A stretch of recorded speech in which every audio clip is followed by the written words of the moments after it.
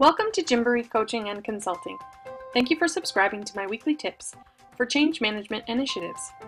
I'm here to support your ability to successfully adopt an approach that will support the change and help you, your team, and organization to flourish authentically. Change is inevitable.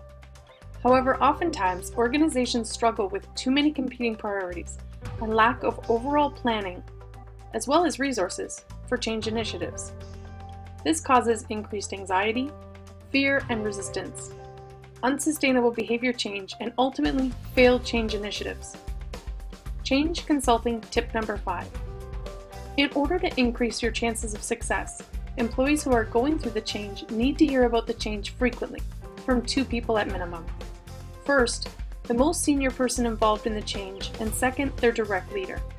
The senior manager is best suited for communicating business messages around the change, whereas an employee's direct leader is best suited to communicate more personal messages, including the impact of the change on the individual. Communication is key.